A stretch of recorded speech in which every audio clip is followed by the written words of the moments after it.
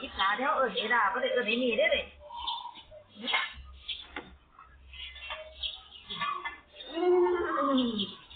โอ้ยหนักจังเลยหมามีอุ้มไม่ไหวแล้วแต่ก่อนหมามีอุ้มคนละแขนเอนี่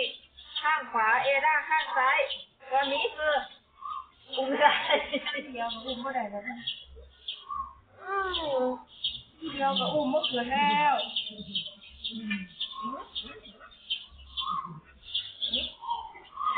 ไปทำไมมันอุ้มไม่ไหวมันอุ้มไม่ไหวโอ้ยหมามีแล้วโตแล้ว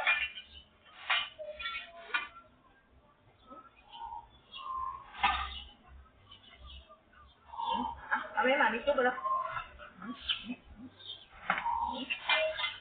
เย็บเอ๋นะเอ็นี่นี่เย็บมันเย็บมันโอ้ยเย็บมัน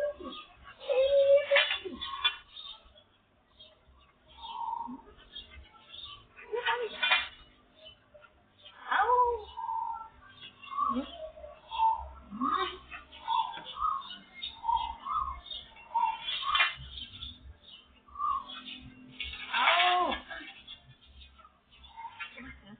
ใช่หมามีแล้ว